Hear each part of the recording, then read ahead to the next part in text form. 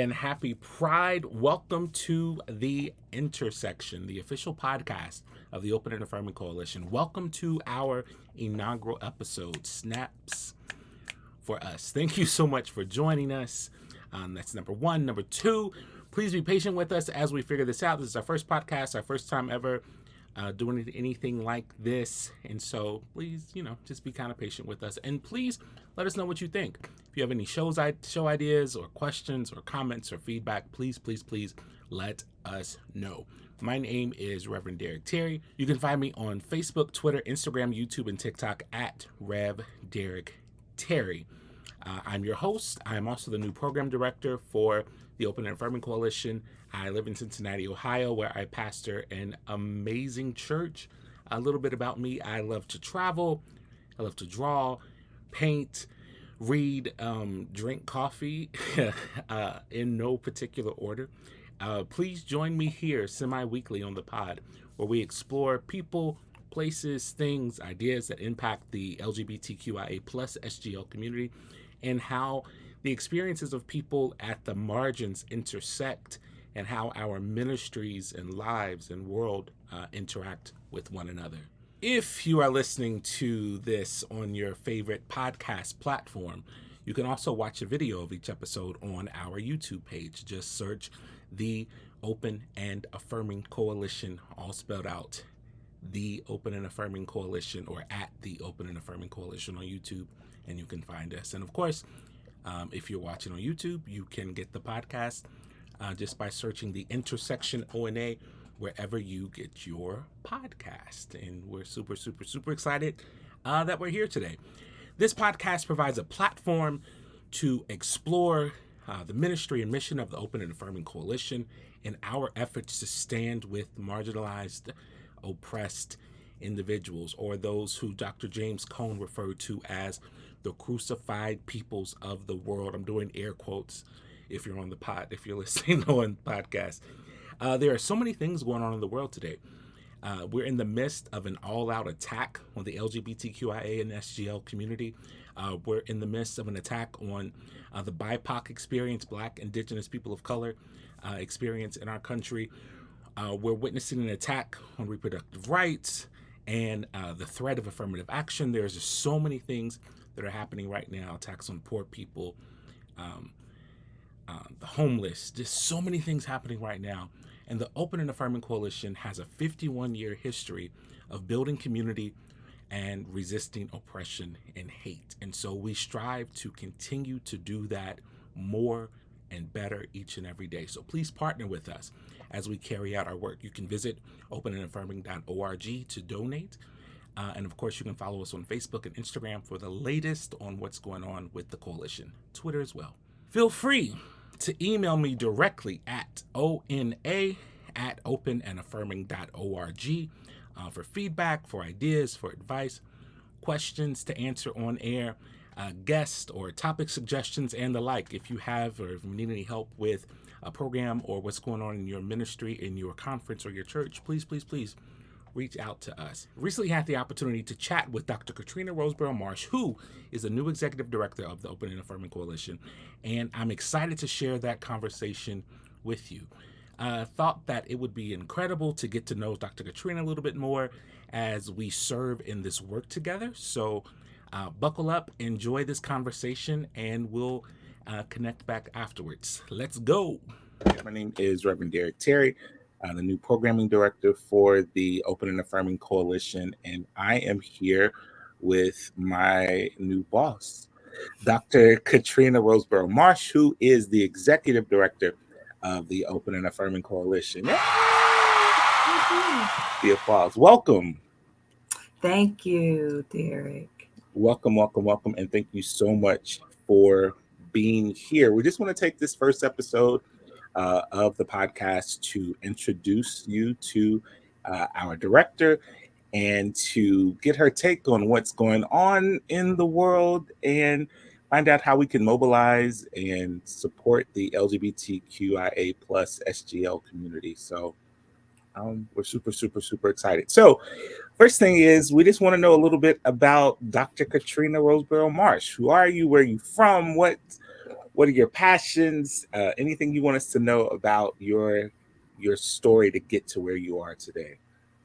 Well, first of all, thank you for having me here today. It is an honor, particularly to sit with you, the new project director, hoo, and me. Okay, a little about me. Where am I from? I'm from the South. I'm a Southern girl, a Southern gal, as they would say down there. I'm from a very small town called Siler City. It's in North Carolina. It's kind of like in the middle.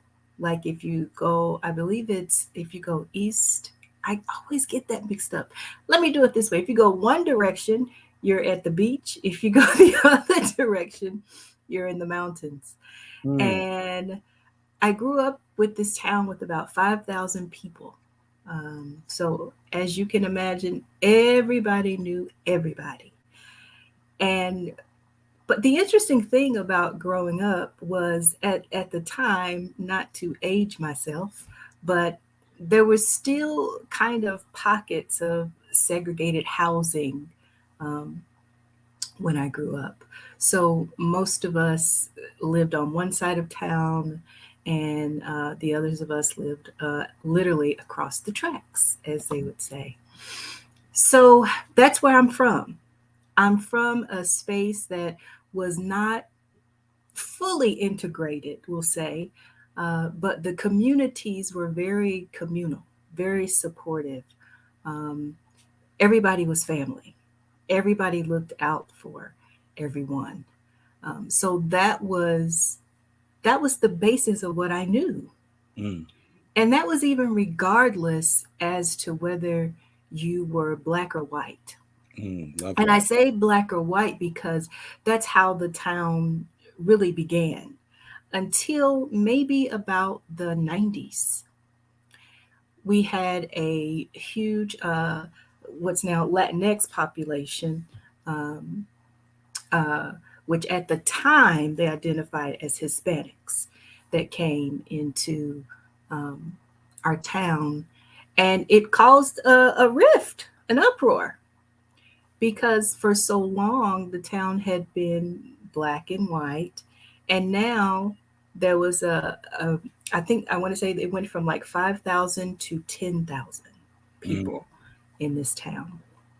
So I say all that to say that I grew up with the foundation of yes, let's love and let's accept regardless, but where there was also a holding and an honoring within the community mm. for the individual identities that people connected with, if that makes sense. Does that make sense? Absolutely. So when you say you're from the South, the small community in North Carolina, how was the experience, or what did you see of the LGBT community, or was there, or did you see any of that in your town growing up?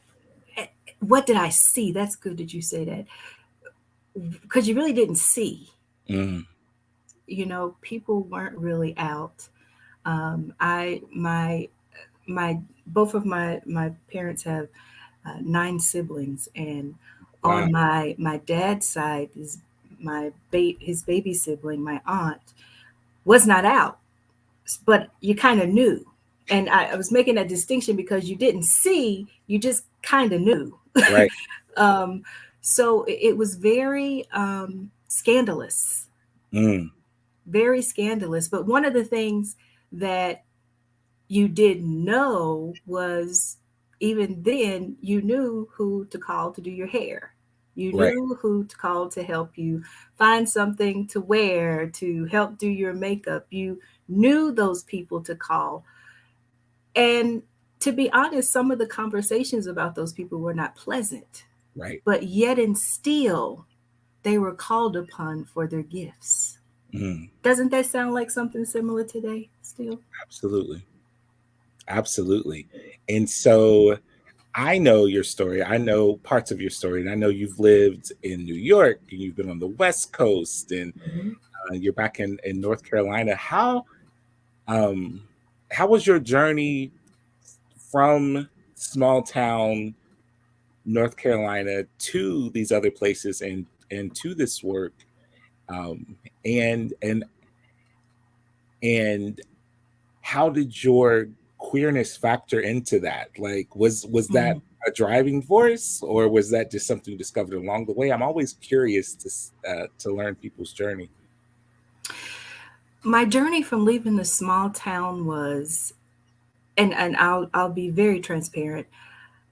I knew that if I was going to achieve some of the goals I had in life, I had to leave the town. And that was just me. That was my feeling that I got because there there wasn't a lot of opportunities in the town. Unfortunately, there's still not a lot of opportunities in the town. Um, but I knew I had to use what I had to get out, which was education. Hmm. So I focused a lot on school. Um, I was told that when you go when you apply to school, you had to have these certain scores, and you had to be in these clubs. So I was in a lot of clubs. I was leading a lot of clubs because they said that would put you at the top because you were the leader. Starting a few clubs in high school. So that was what got me out of the small town. I applied to several schools.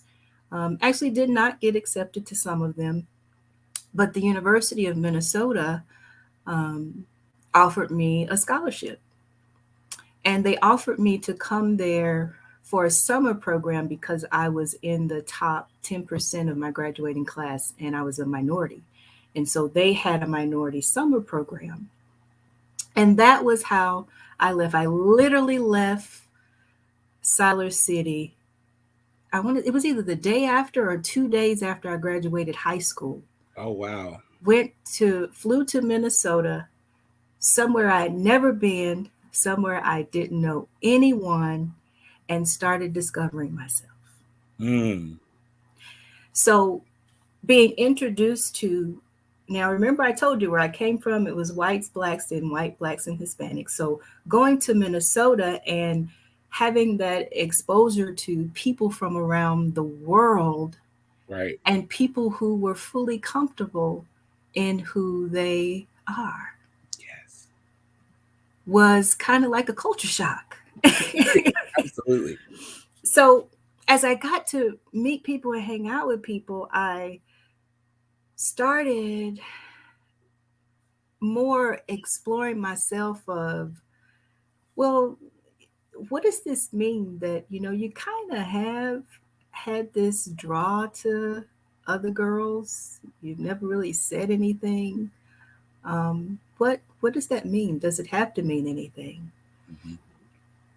And what I decided to do in the beginning was to say, yeah, it probably means something, but I'm not gonna go there because one, I'm a Christian. Right. Right. I have been saved and washed in the blood, and I'm Baptist, by the way. As I soon grew as you say that, I'm like, okay, I get a very specific faith experience. So yeah. I grew up Baptist. So that was the first quandary for me in trying to figure it out. I was a good Baptist girl who, did what I was told I was supposed to do. And now here I was in this space where people were free, and I was questioning freedom. Like, Mhm. is this really a possibility? For me, even so much so I was so entrenched in Christianity that my freshman year I took a sexuality class. Ooh.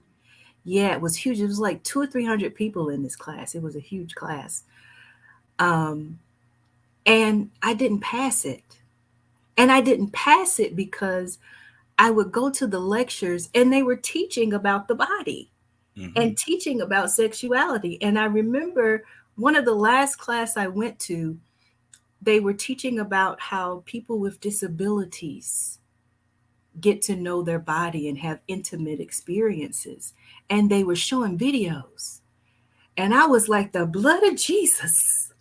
They are showing porn in these classrooms. Mm-hmm. And I would not go back to that class. So I got an F in that class because of what I felt Christianity was teaching me about sex and sexuality. I think that that's so important when you talk about how education got you out of that community. And not saying that there was anything wrong with that community, but you had goals and aspirations that you couldn't fulfill within that community. Mm-hmm. So education got you out.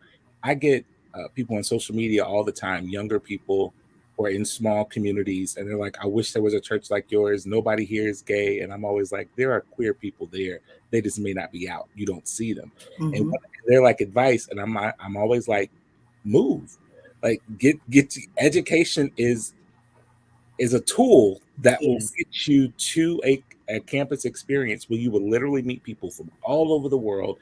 Yes. And college is not just about learning the academics, it's learning who you are and learning who your Yes. friends are and who you connect with. So Absolutely. And also being aware that, I grew up poor. mm, We don't like to say that, but yeah. hmm And I knew that if I was going to have an opportunity, it had to be through scholarships. It had to be through, some kind of funding, people, sewing into my life to go. But I didn't fully understand that it was the most important piece of me learning who I am and being authentic, that was the first step. So going there was the first step. It was when I met my first girlfriend, who, just like normal people, you introduce her. This is my friend. my friend, my roommate. And then the next step is my roommate. Once we move in together, we're rooming. We're sharing this place together. So by the time I was ending my undergrad, I was really struggling with my sexuality and my Christianity because I was in a relationship. Um, and I was in the relationship for 3 years, 3 years there. And so with the ministry, I was a part of Campus Crusade for Christ. Oh wow. Yeah. And so in my freshman year, myself and a good friend of mine, a couple of good friends of mine, they had asked us to start a ministry for African Americans on campus. So we started a ministry called Alpha Omega. It is still going Oh wow. on the University of Minnesota campus, and has been duplicated on their, I believe it's their Mooresville campus as well. Um, but they were so impressed with the leadership I was doing within this ministry that they wanted to hire me. And I Mm-hmm. said, well, I don't want to work there because you have to raise your salary. And I was like, I can't be doing that. That's not. And they told me, they said, well, no. They said, the people in the national are seeing the work that you're doing, and people are willing to fund you if you just take the job. Mm, wow. And I'll never forget this because it was the defining moment of how was I going to marry who I am and this God that I love, that people are telling me I cannot love God if this is who I am. And so I went home and I did some fasting and some praying for about a week. And I told the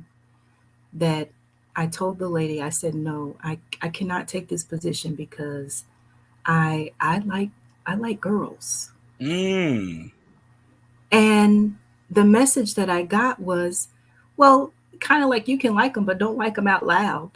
Don't don't Oh, be public with it. yeah. And I said, no, I can't do that. And so I was at a crossroads of, well, where do I go? Because at that time I felt I was going into ministry. And I was ending school, so I applied to a seminary down in Texas. Only I had a friend, a good friend, that was in seminary. I didn't know where to go for seminary. So I was like, so let me apply to this school. And then they ask on the application if you were a homosexual. And I was like, you got to be kidding me. Can you ask? I Like, guess you can in a private school. You could ask that on you application. did back then. Yes, yes, it was there. It was there. Crazy. And so I was like, but I gotta get out. School is ending. I'm getting ready to graduate. I cannot go back to North Carolina. What am I going to do? So I put no on that application. And I got a phone call. And it said, we were reviewing your application and we wanted to schedule some time to talk with you about some of your questions. And I was like, okay. And I was like, well, when would be a good time? We just want to set it up now.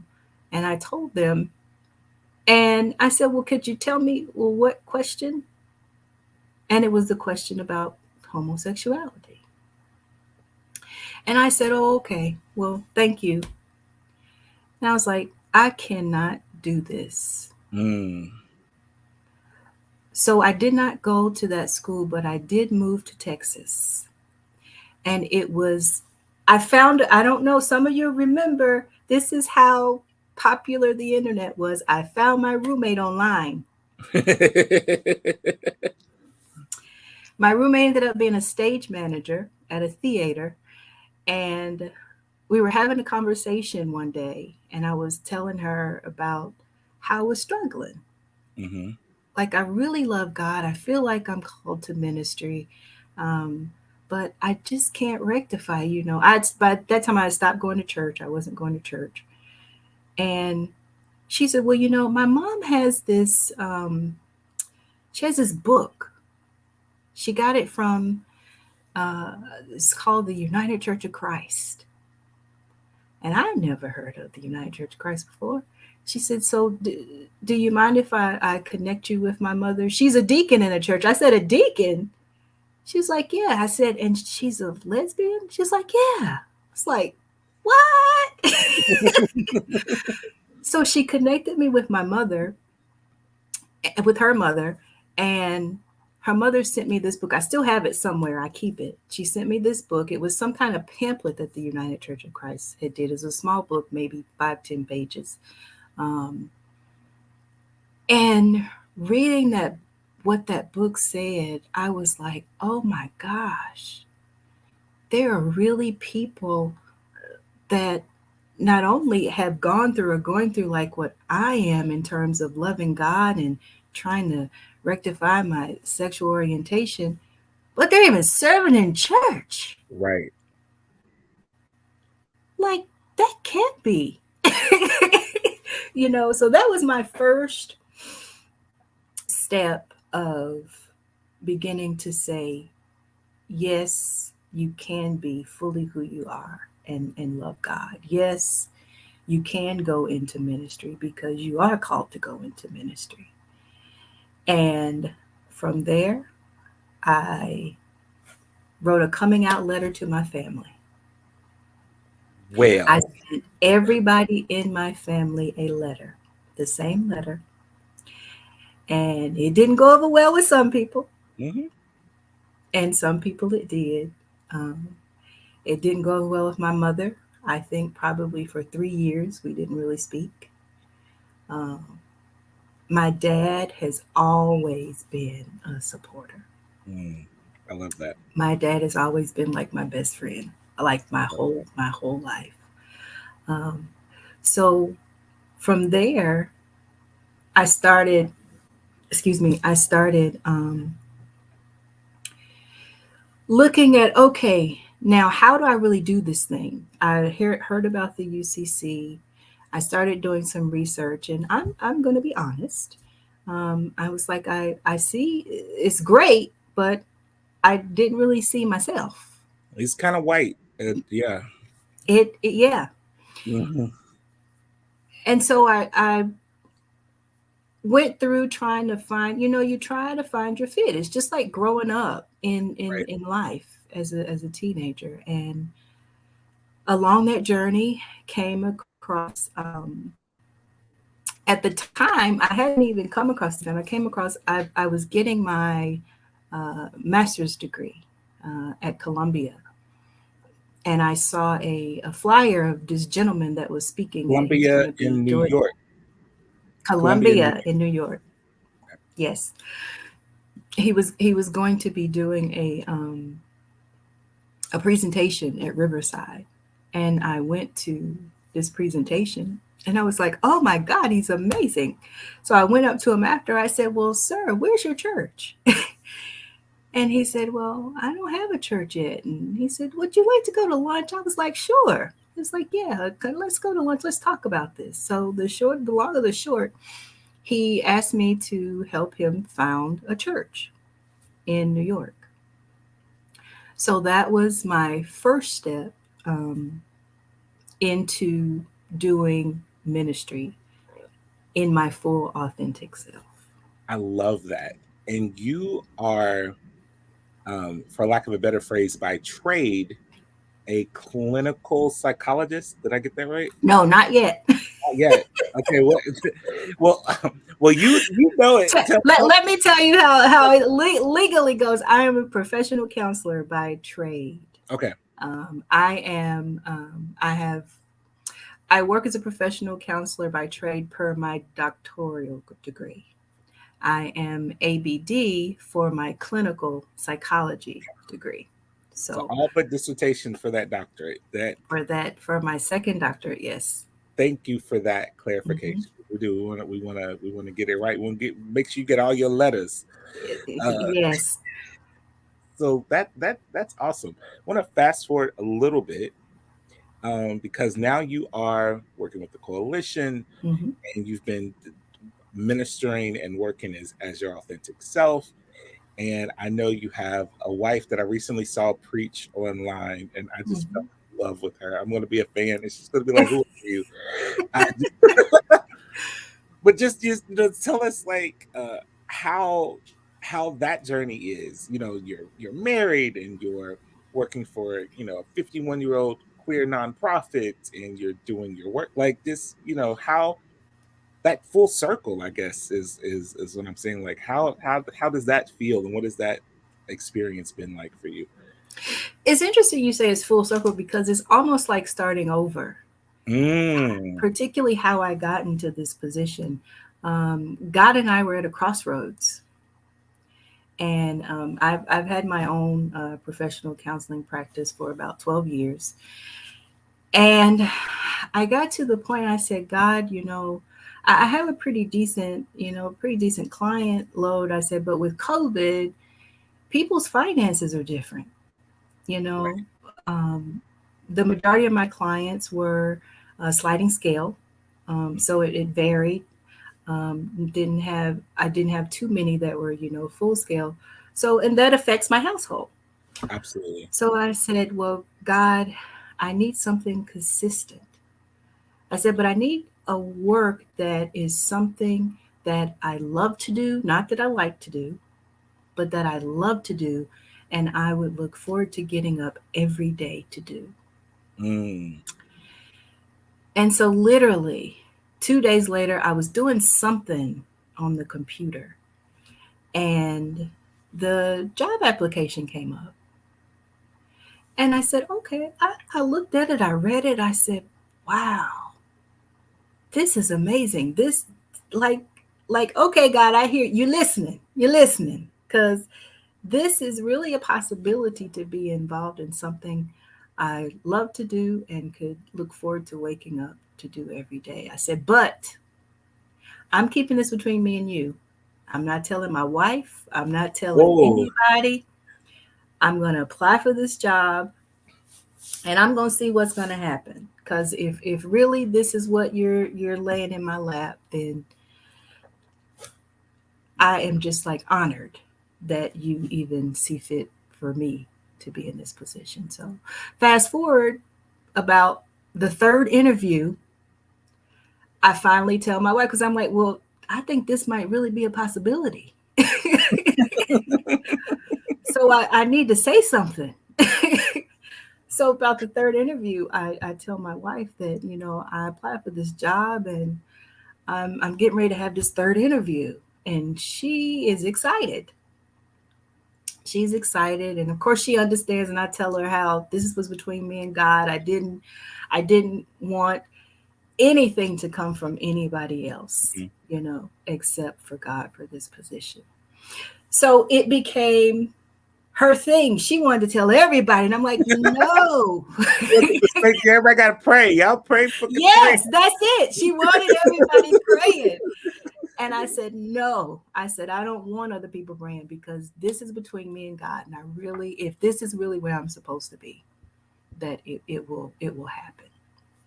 So when I got the call for the offer, I was completely shocked. And that part of myself was so excited because it's like, I'm really gonna get to do what I love to do.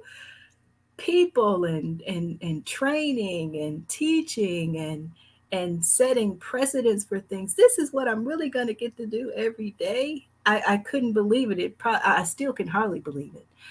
Um, but it was such an honor to be connected with this. And then at the same time,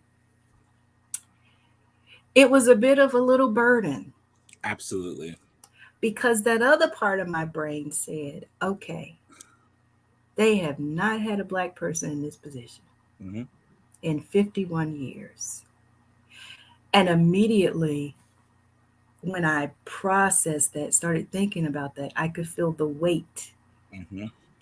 of the Black community on my shoulders. And so now it became, you got to succeed. You got to do this. This is my internal conversation with myself. So when we were brainstorming the ideas, what to call this podcast, the intersection just stood out for me because, like earlier when you were talking about, the education piece, and I'm Black and I'm poor and I'm queer, and when you have these different identities, Mm-hmm. there are beautiful and positive things that we draw from all of them. But Mm-hmm. then there's also that negative self-talk that has been implanted in us because of those identities. Yes. So that's so much. When I was called to a church with it's primarily white. We're about 60% white, 40% Black. Um, and when I applied for the church and I interviewed and I came, and everybody in the boardroom was white and skewed about Mm-hmm. 20 years older than me, some much older. I Mm-hmm. thought, oh, they ain't gonna hire me. At that time, I was like 27, 28. I'm like, I'm Black, I'm big, I'm gay. Like, I look totally different. So when Mm-hmm. they called Right. me, Right. I was like, really? And are you sure? Right. And my first couple of years there, I struggled because I was like, who am I supposed to be? Am I supposed to be this, or am I supposed to be that? And it was the board president who said, we hired you. So Mm-hmm. all that stuff that you're telling yourself, we loved who you are. Mm-hmm. And Mm-hmm. this is who we want. And so don't try to be what you think other people want you to be. And what I said was, if I am authentic, Mm-hmm. some people will leave. Mm-hmm.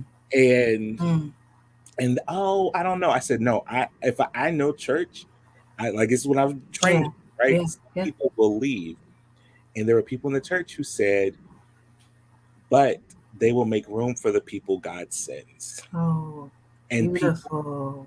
people did leave, but Mm-hmm. the people who came, and those people who left, found a church that fit, fit the needs that they met, the people who came. Because it's like, you can't be open and affirming if you're not open. Yes. And you can't, Yes. and Yeah. that's just not with Black gay stuff. It's Black stuff. And so when you say Mm-hmm. that, and then also that the whole point of like the weight, like my church has been around for 140 years. I'm like, I don't want it Mm. old on my watch. I don't want to be the pastor Right.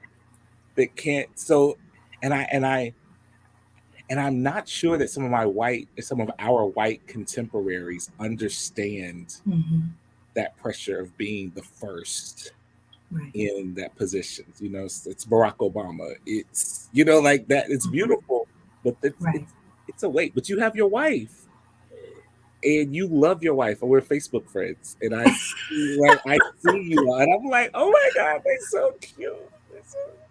My wife has been, I mean, I don't have words for how Mm, much she speaks into me, into encouraging me, not just in life, but particularly with this position.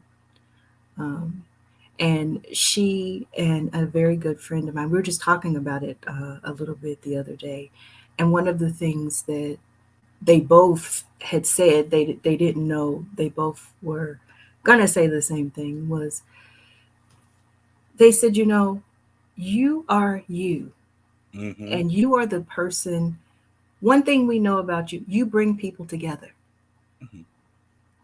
You're able to connect with people no matter where they are, no matter what their experiences are, and make them feel and believe they are seen and heard. Mm. And Wow. that's a huge gift that you bring to this position. This is what they said to me.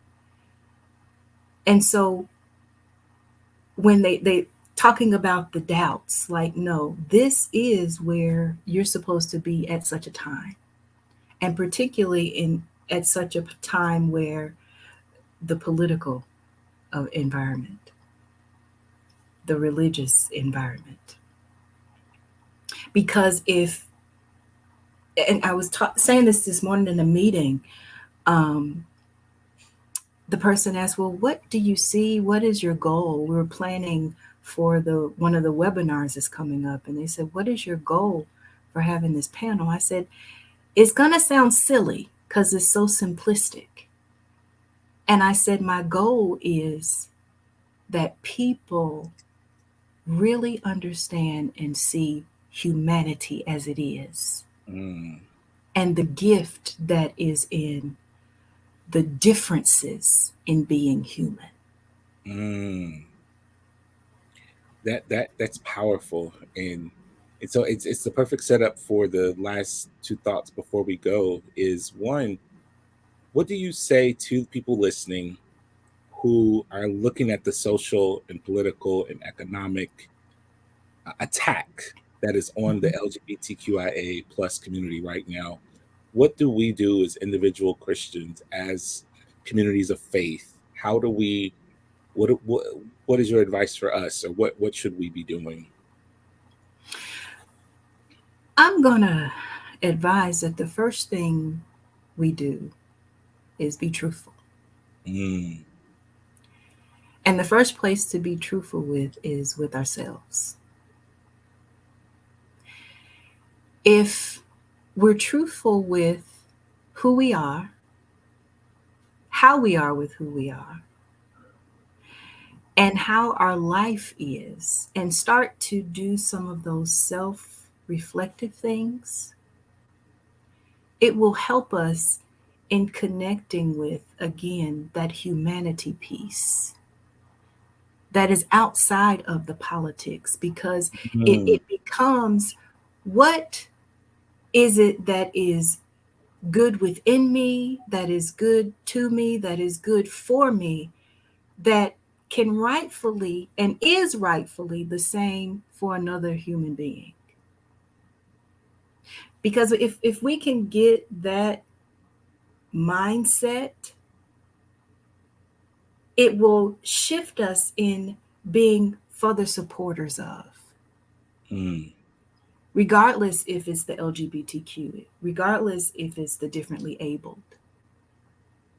What is good for this particular person? The same that is good for me: to be loved, to be heard, to be nurtured, to be honored in who they, in their humanity, have identified themselves to be. Does that make sense? absolutely. What I heard is no one could be more human than another human. So if we can remember that every human is human, then it's not just that people are attacking the LGBT community; they're attacking humans. They're attacking humanity. Then Yes. it shifts. So anytime we see an attack against any group, we should be standing with those oppressed. We should be standing with those marginalized. You interpreted that very well.